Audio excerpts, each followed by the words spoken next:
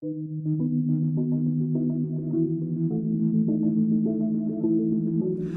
Dan Ennis, it is that time of year again, one of my most favorite events.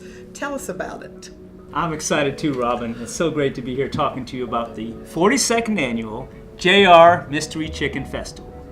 You know, Coastal has a lot of traditions. We have Sino Day and Shant's Up. This one is a little bit more controversial.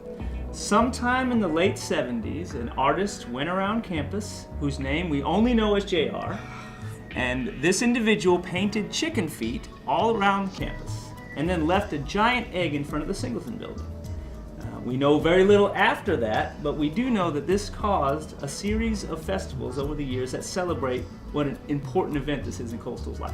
You know, was it an artist from out of town that came in? Was it a student that has gone on to become famous?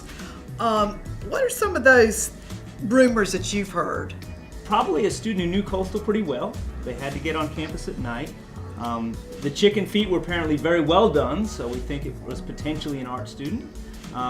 And you know, there's some famous artists now that have a style that suggests this kind of work. So it could be that out there today, people would pay good money for work that JR did for free back in the late 70s. There was some speculation that the feet had some sort of encoding or hidden message of numbers or letters.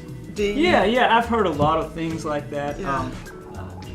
One story was this was in the period where Coastal was at USC at Coastal, and the message were attacks on the Gamecock, and Chanticleer was a superior chicken. Then there's been some creepier things. Right. Those numbers might indicate location of a treasure or a hint to a controversial court case from the era.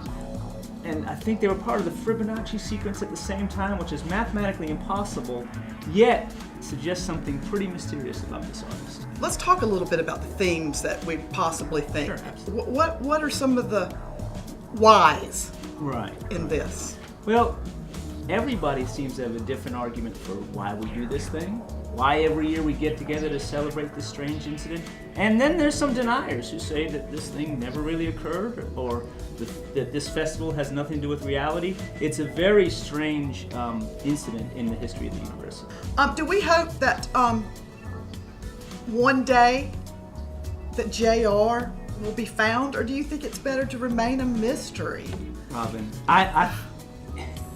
so if JR was a Coastal student in 1977, I have to believe that JR is alive. And I wonder, has JR shown up at one of the 42 annual events and maybe been there and watched what's happened? I need to believe that JR is alive. You know that they have filmed all of those. Yeah. Well, Dan, I have to thank you today for talking with me. I mean, I know that this has always been something that's been a little bit behind closed doors, Sure. but we want it out front.